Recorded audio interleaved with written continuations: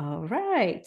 So welcome to this another edition of the Learning and Design Mastermind, a vodcast that bridges the worlds of instruction design and project management. I am Daisy Barreto, your host, and with me is Sherry Conklin, your co-host for this podcast. And I am thrilled to be your guide as we explore the exciting intersection of these two dynamic fields. In each episode, we'll explore the latest trends, case studies, and practical tips from professionals in the field that can help you deliver exceptional learning experience while keeping your projects on time. Here with us today is Salena Rabidoux, who is our former colleague from UNCW. And Salena, could you please tell us more about your position? Where are you working currently, and what do you do? Sure. So thanks for having me today. I am currently the Director of Learning Design at ClassLink. And ClassLink is an EdTech software company that services K-20 schools worldwide. So we have roughly, we just hit a huge milestone of 21 million users. And my team and I are responsible for training all of them and our employees and in all of the, I should say, bazillion languages that exist in the world. And my dogs are trying to chime in. I'm sorry. It's all good. This is part of the process. So that is exciting. Congratulations on that new milestone. I'm so happy for Thank you. you. Thank you.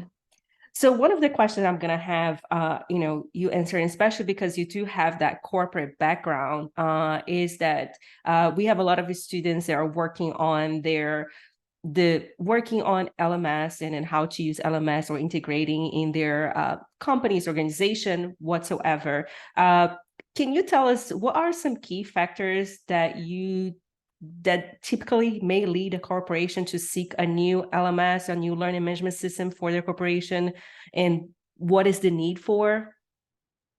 Yeah, certainly. So we have three kind of main things that we look at when it's time to shift. First is stability. How reliable, how stable is the LMS? Right now, we're using a third-party LMS. Our end goal is to build one internally. We are a SaaS company, so that's something that we could potentially have the bandwidth for. The second one would be cost. Is the cost of paying a third party, are we getting a benefit for that cost instead of having it internal? And are they continuing to increase their costs, as well as if they change their currency? So right now, we do not have a US-based LMS, and they just changed to their currency model. So that changed our cost, but it worked in our favor. So we are staying with them. And then any expansion needs that we might have would be the third big bucket for why we would look for a new LMS. On the corporate side, an LMS is less functionality, if you will, compared to the academic side where you've got, assignments and discussion boards and blogs and things like that. Corporate side is more SCORM packages for content. So we are now expanding in our needs and would consider, that would be one of the considerations for looking at a new LMS. That's wonderful. And especially like as you're talking about the needs, can you tell us a bit more of what are some critical aspects to consider during the negotiation process with an LMS provider to ensure that it is beneficial and sustainable agreement for the corporation? I know that you touched a little bit about the currency, but are there any other aspects that they may want to consider? Yeah, so we have a running tracker that we keep in Google Drive because we're super fancy and Google Drive just takes over the world anyway. And this tracker starts anytime we're looking at a new software tool. And we list out everything that we need at that moment for the software that we're looking to purchase. So for an LMS, we have a list of several different things that we continue to grow on this living document. So branding capabilities is top for us. Can I access the HTML and CSS? Can I do my own favicon? Can I brand it with my colors, etc.? What does the user experience look like? Can we enable learning paths that then result in some type of certification or badge?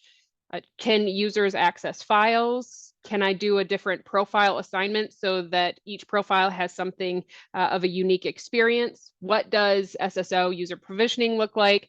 I could go on. Can I impersonate users? What do analytics and reporting look like? A few other things would be the capacity of the portal. So can it handle the number of users or the traffic that I need? I mentioned earlier, we have about 21 million users. That's a lot for a single portal. So right now we have the capability to handle that traffic and the content, but we hadn't always had that opportunity. So that's another component for capacity. For us, e-commerce is very important. We have some industry standard certifications that we offer where folks can purchase the exam to then go and take it. We need it to process that for us. In the corporate world, what's interesting to think about with an LMS is what type of support they offer. So on the corporate LMS side, time and again, they don't offer phone support.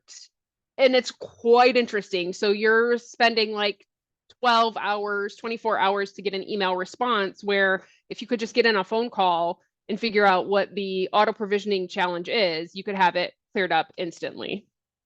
Then other things relating to integration and cost are important, but they're not the most important thing. So I'd rather pay more to get a better user experience. So are there recurring costs? Are there one-time costs? What does it mean for per user cost? And what type of cost is associated with any integrations? So we use Salesforce, Zapier, Paylocity, Badger, LinkedIn for certs posting, things like that. So I think our list for criteria is like 50 things long. We would be here forever if I listed them all off. Is that helpful?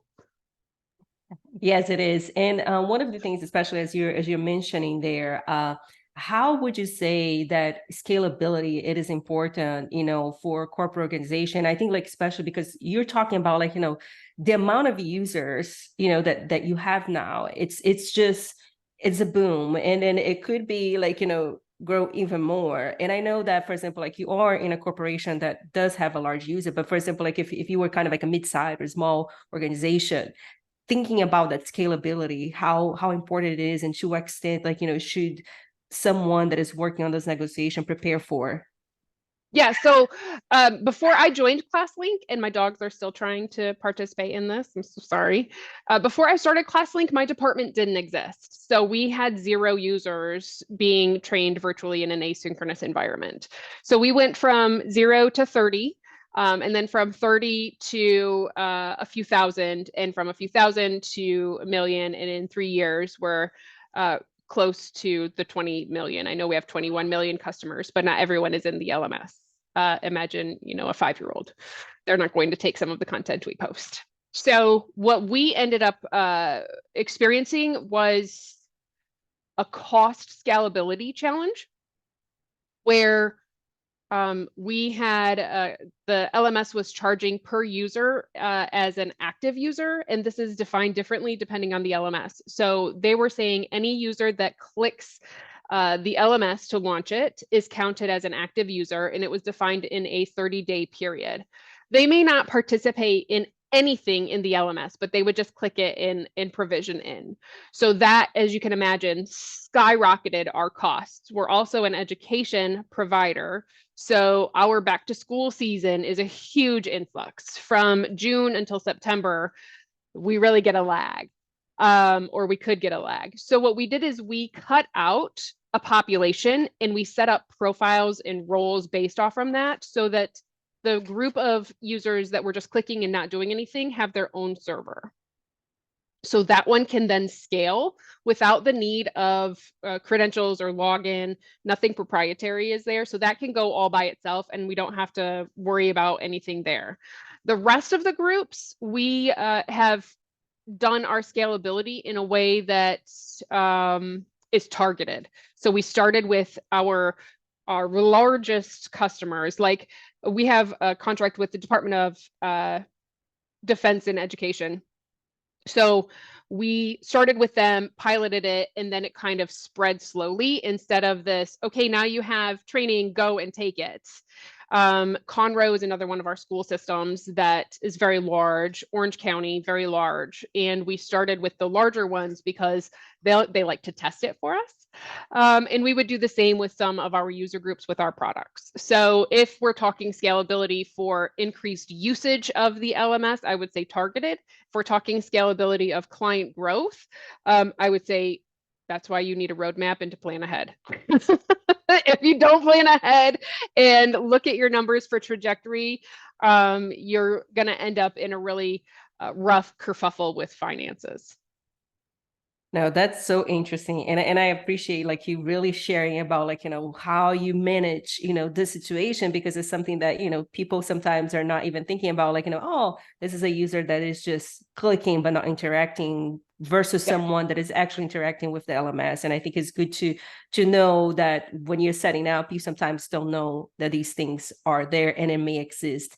And then one of the things too that I wanted to ask you is like, sometimes like once an LMS is already in place, like, especially in your context, what are some strategies or maybe like the best practice that, we should consider, when to implementing to maintain that system effectively, and also to ensure that ongoing support. And I know that you also talk about like a little bit how to reach out to them, that support that they can offer the LMS, but also what kind of support do you have internally as well? Yeah, so that's the age-old question, is supporting your users. Imagine 21 million people all needing help in the month of July. While we have a big reach, my team is a small but mighty team of 7 magical people that make this happen. So we have somebody dedicated per area in our LMS on the team. Anybody can jump in, like an email distribution support ticket, to take and help support the client. We also have a product support team that supports all of our products. So they do tier 1 support, and then we take care of all the other like nitty gritty type of things. So making sure that that stuff is set in place for not only internal folks, but also your external, knowing how to get access, how to speak to the users in a way that is welcoming and has customer service mentality at the front. Additionally, in my department, we own the company's knowledge base. And the knowledge base is like our bread and butter for support. And not in a way that's like, hey, I need help with this, and we send a link to an article, but more of a, that's a great question. We're going to build a relationship with our client. Let me help you with our training, blah, blah, blah. There's also this other resource, and then they being the user, ends up sharing that with a lot of other people. Regarding maintenance of it, that's what I meant by the age-old question, because it's an ongoing need where support is always at question. I mentioned earlier, do you pay more and get fewer features, or vice versa? The way that I look at it right now is I have us on an LMS that's kind of like the midline. It'll do everything that we need and then maybe a little more. But our people internally on my team train them up to then be able to support the needs of both internal and external users. So our clienteles are not only, or our clientele is not only our clients, but we also have other training that we offer to cybersecurity coalitions. So we are in work with the White House right now, and we have a few trainings that are out there that are not clients, they're not employees, and we still need to troubleshoot and support them. So we're working with CEOs, CTOs, political leaders, et cetera, to train them. So we have to make sure that we're meeting the user where they are with how we offer support. So what we try to do is anything that we have written is written at about an 8th grade level. And then we add in all of our niceties. And that's kind of a nice way to say we make sure that we sound professional as well. ChatGPT, Grammarly Go, they're our best friends.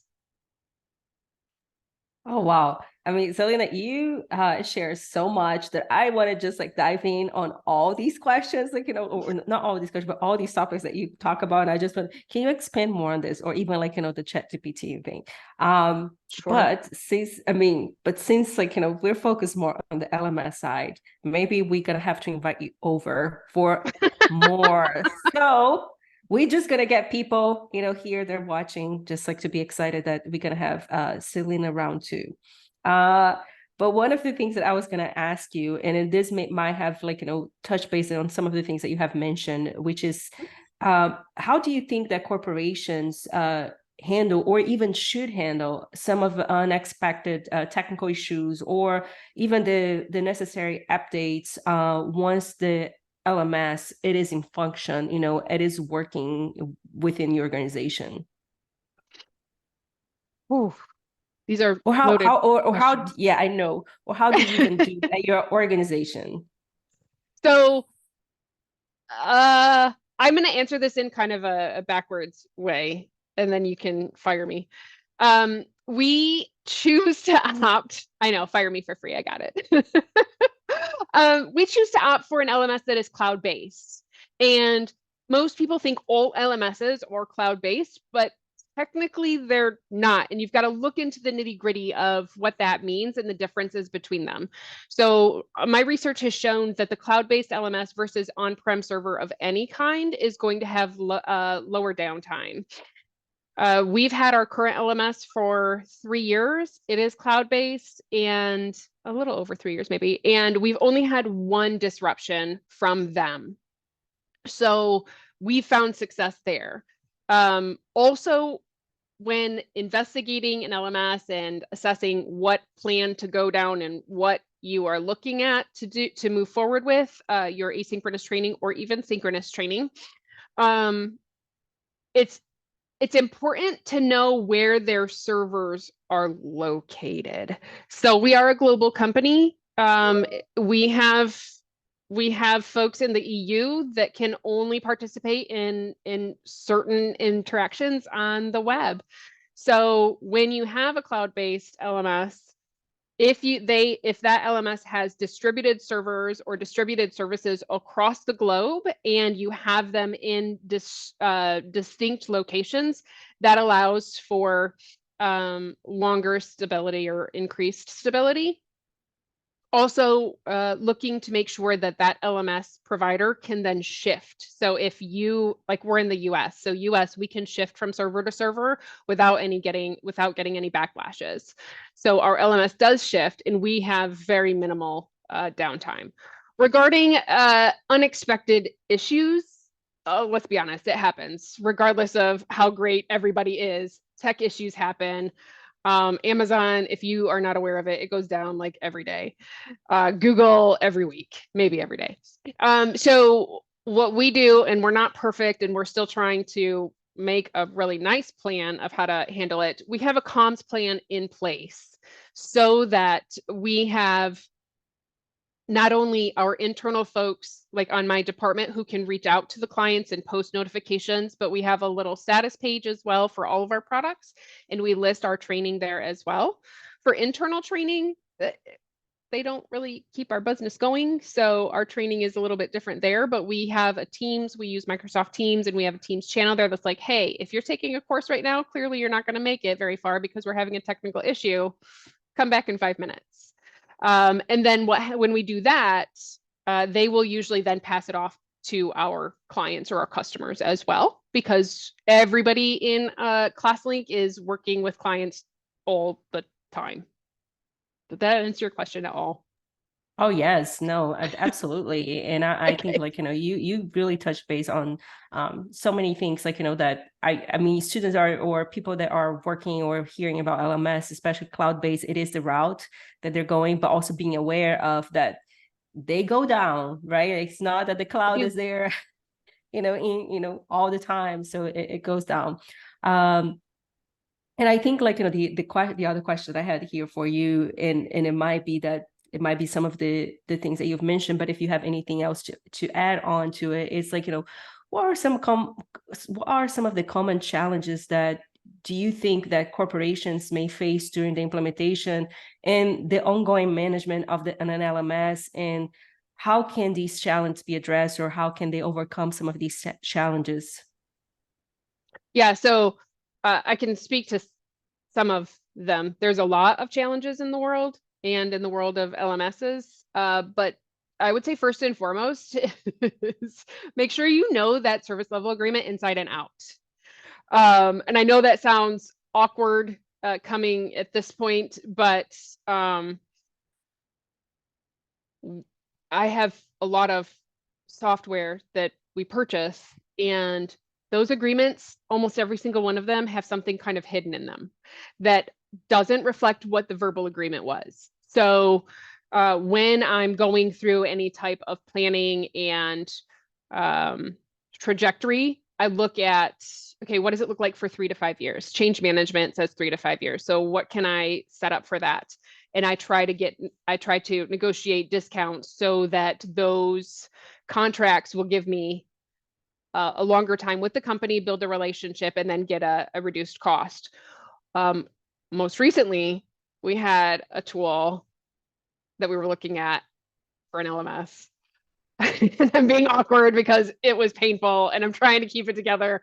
But the contract we verbally agreed on was set for 5 years. We had a reduced cost, and it would stay that way for the full 5 years. But then in the service level agreement, it said that there would be a 3 to 5% increase every year. So making sure that you are completely aware of what's in your agreement with that LMS makes a difference with how you can take care of your employees or your clients for using the LMS effectively. Because if your cost outweighs what the benefit is at that point, or what the CFO says that you can be locked in for, then you've got to be really creative with, okay, well, what are you going to let go? Because now the LMS is an essential part of the company and an essential part of training. So I had to share that part of it. Also for sustainability, longevity, scalability, and getting people used to an LMS, whether it is new to the company or new to the person, because change happens and people come and people go. We have a training course in the LMS about the LMS and a help article that goes with that. So they don't have to start from nothing ever. They can go from the article, then go into the course. The article tells them how to get to the course, how to get to the content, and then they can navigate through it that way. The intro course talks about how to navigate through the entire LMS, all of the different variations, and then that course stays there the entire time. We also have minimal navigation options, but on the corporate side, it's not as robust, I would say, for an LMS to have navigation options. They're pretty limited. You get your content, you get your courses. All of them are micro courses for us, and maybe discussion boards, gamification type things like that. Then I would highly recommend, whether it's internal or external, you'd be surprised how many external folks come to showcases or demos of a new product or a new LMS, or hey, we're looking to maybe change our LMS. I want your feedback. And when they can give their feedback, whether or not you do anything with it, you can hear it, receive it, and say yes or no when you make your decision on staying with one or shifting. That's made a huge impact for us. So we call them showcases. We have a time for Q&A. Usually people don't participate in the Q&A, so we always stage people to say something, and then they start to participate. Then also internal training for buy-in.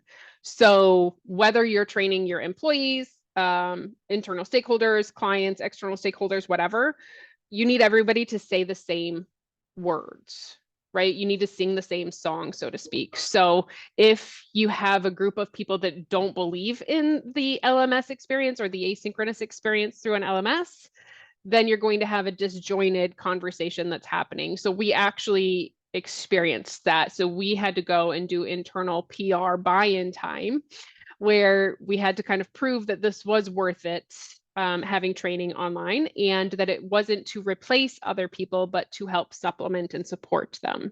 And then when they bought in, then they can then get buy-in from everybody else that would be using it. all those words, I don't really know if that actually answered your question.